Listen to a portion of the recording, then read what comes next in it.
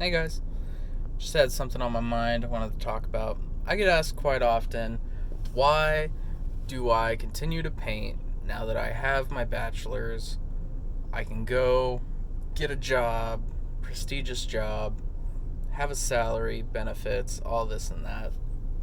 And, it really bugs me that I get asked that question so much, but it also bugs me that I constantly have to ask myself that, because painting, it takes quite a toll. Everyone will tell you painting's not hard, blah, blah, blah. Paint for 10 years, you know, like, shit's exhausting.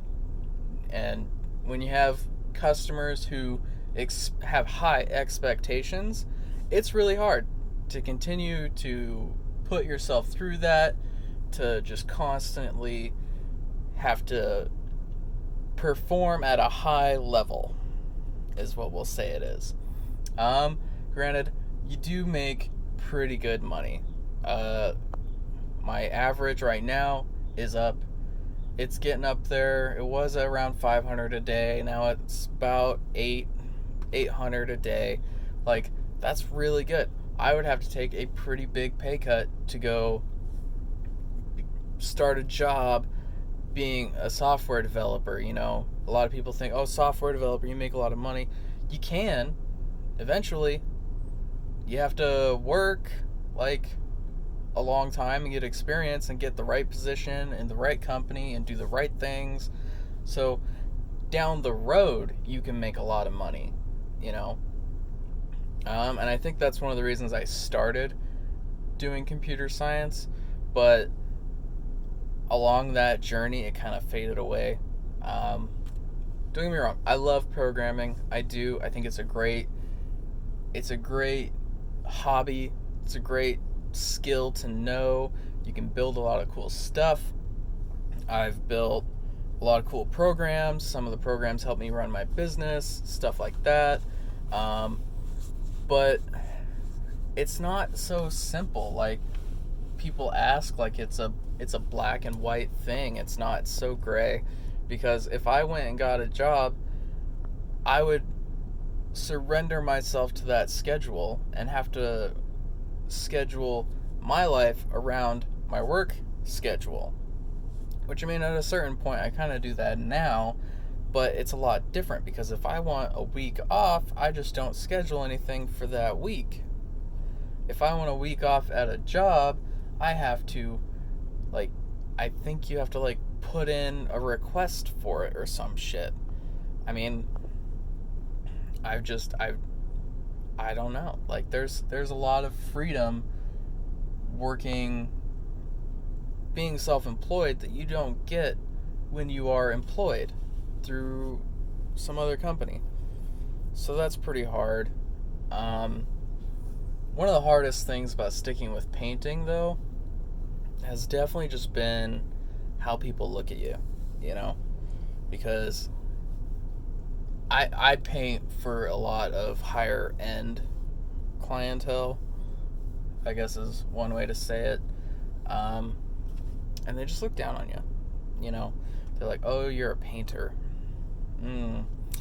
Your life is about painting. It's not glamorous. I shit gold and you paint. And I mean, at a certain point you can just brush it off.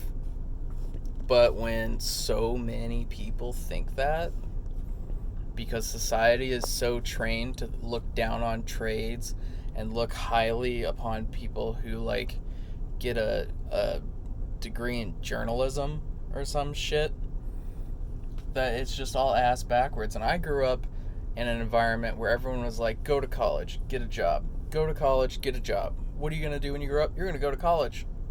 You're going to get a degree, and you're going to do something with that degree. That's the narrative that people push on their kids so much because they think that's the only way to be successful, when it's not. It's not at all. That's the failed way to do things. And I don't know. I don't know why it's such a hard thing for me to just like get over and just say fuck it, like you make good money painting, just keep doing it, It's why has it got to be a big deal? And I think it doesn't need to be a big deal. I think that maybe I myself just need to have I myself need to have a different way of thinking about it. So I think from here on, I'm just gonna stick with this. I have that end goal, that end game, exit strategy from all of this. My wife and I were getting ready to buy a rental property. We're gonna be slumlords. That's my end game. Just get a bunch of real estate and not paint eventually. Because, drop the phone. At a certain point, you can't paint anymore. Like it's hard on your body physically, day in, day out, doing this stuff. It may not be hard for someone who paints a few rooms on a weekend once every 5 years. That's understandable, but up and down ladders all day long, just constantly painting all day long in the sun, just for exteriors especially, being in the sun's hard, but like interiors you have to deal with like weird positions. You have to be like very careful not to fuck shit up, because if you get any paint on their stuff, they'll get mad at you.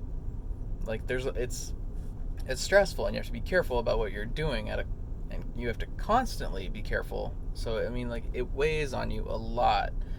And I think at this point, in terms of this debate, I am going to keep painting. I'm going to hire employees to work under me and let them do the back-breaking work, while I kind of just try and move more into a manager position again. If you don't know, my last painting company, I had employees, worked out great. I'd go out and do the main spraying and everything like that, and I'd be there throughout the most of the project. But for the most part, my guys did all of the grunt work, which would be great right now, so I don't have to do it. So I think that's kind of where I'm at. Hire employees, get a rental house, then get another rental house, and then get another, and then get another, and then get another, and then go to Mexico. Go have a fucking Corona on the beach. Sounds great. Well, I won't keep this video too long. Just something I wanted to talk about. I think a dialogue about this kind of stuff needs to be had more often, and a lot of people don't talk about it. I think more people should go into trades and not go to college. I think college is a great idea for some people, not everyone. And I think our generation has been very forced to go to college more than anything, and that has become the only acceptable thing when it's not. And I think that needs to be talked about. But thank you for listening. As always, just like and subscribe. And thank you for your support. Catch you next time.